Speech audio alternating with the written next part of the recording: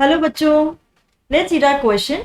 So our question says, name all the people who are tried in the king's court and give the reasons for their trial. तो बच्चों ये question कहाँ से लिया गया है? हमारे chapter in the kingdom of fools में से।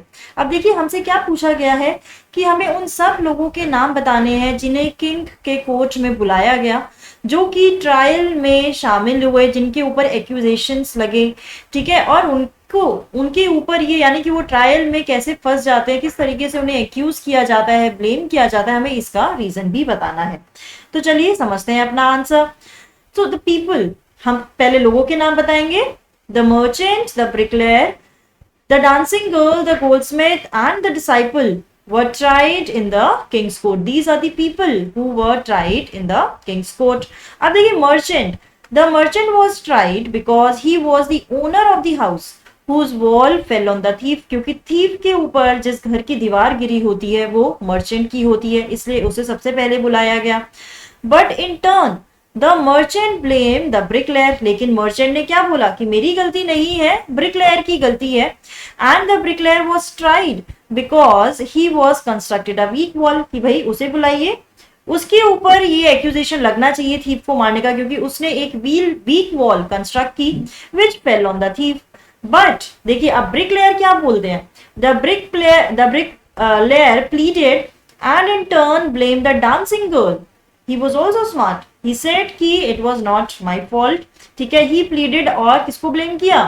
Dancing girl को, as she was going up and down the street. क्योंकि उस टाइम पर जब मैं दीवार कंस्ट्रक्ट कर रहा था, she was going up and down the street with her anklets jingling, so she was tried because she distracted the bricklayer. कि भाई अब यहाँ पर जो डांसिंग गर्ल को ब्लेम किया गया, और क्यों ब्लेम किया, क्यों ट्राइड किया, क्यों उसको ट्रायल के लिए बुलाया गया, because she distracted the bricklayer.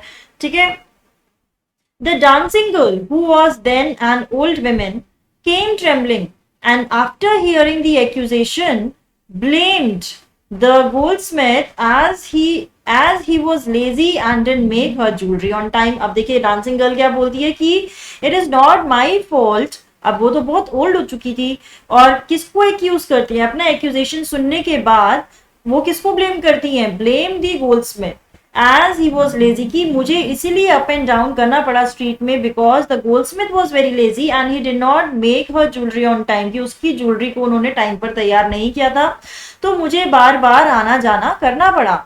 ठीक है, the Goldsmith was search for, now अब उस गोल्डस्मिथ को बुलाया गया एंड ब्रॉट, ठीक है, but he accuse the rich merchant. अब उसने यानी सारी चीजें पलटकर किस पर आ गई, रिच मर्चेंट पर आ गई। whose work he had to complete and thereby he had to delay the dancing girl's jewelry and made excuses। ठीक है, यानी कि यहाँ पर वो कहता है कि मुझे तो रिच मर्चेंट का ही काम करना था, इसलिए डांसिंग गर्ल जो थी उसकी ज्वेलरी को मुझे डिले करना पड़ा और मैंने एक्सक्यूजेस बनाए उसके लिए। The rich merchant was the merchant whose wall had fallen on the thief, यानी कि ये जो रिच मर्चेंट जिसकी हम बात करें ये वही मर्चेंट है जिसकी वॉल थीफ पर आकर गिर गई थी। ठीक है, और उसको वो मर चुका था।